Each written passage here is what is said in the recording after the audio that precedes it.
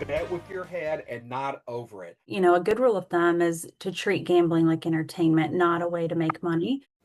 Well, certainly good advice, but are we disciplined enough to follow it, especially as your sure bet hogs begin play in the NCAA tourney? Thanks for joining us here at 10 o'clock. I'm Doug Warner. And I'm Allie Lynch. Many people here in our state may be enticed to place a wager on the game, but it's important to remember to do so responsibly. KNWA's Casey Smith has been learning the ins and outs of betting here in the Natural State. He joins us now in studio. And Casey, with the Hogs 15.5-point favorites, this could have many racing to place those bets. Yeah, that's exactly right. And I've already seen some line movement one way or another. But experts say that betting on sports in general is not necessarily an issue, but chasing your losses and betting more money than you don't have can lead to anxiety, relationship issues, and even trouble sleeping.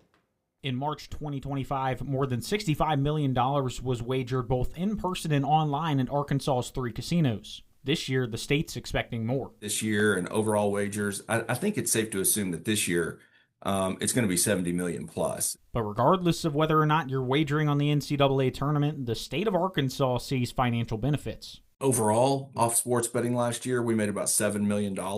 More than $3.8 million of that money went into the Arkansas General Revenue Fund to be used at the state's discretion. $1.2 million went to the horse racing purses at Oaklawn Park in Hot Springs. 19.5% goes to the city or town that a casino is located in, and 8% goes to the county that a casino is located in. I joke that I'm totally fine with us losing tons of money in February. Carlton Saff, Saracen Casino Resort's chief market officer, says that's because the Hogs are still dancing into March. Naturally, Arkansans are going to be backing the home team, but with much less at risk when the Razorbacks play. We're still looking at an average wager size somewhere in the $30 range. If you were to pull out just the Razorbacks, that number goes down significantly. Experts advise, though, to not bet money that you don't have. They wind up chasing losses a lot of the time. That's one of the biggest red flags, where they're trying to win back money that's lost. Local licensed professional counselor Emily Starr says problem gambling can take just as big of an emotional toll as a financial one. We see a lot of people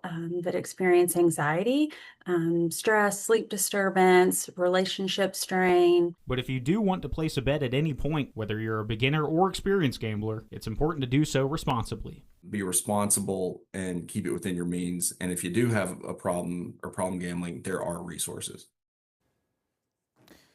And I know many of you may be curious about DraftKings and FanDuel going live in the state of Arkansas. Those betting apps recently partnering with Southland and Oaklawn, respectively, and have been approved by the state's Racing Commission.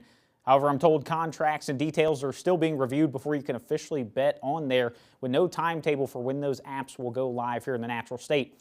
And one of the biggest resources is calling the number that you see on your screen. That's 1-800-MY-RESET. That's a gambling hotline nationally. If you or someone you know has been affected by problem gambling, they can connect you with the proper resources. Reporting in studio, Casey Smith, KNWA Northwest Arkansas News.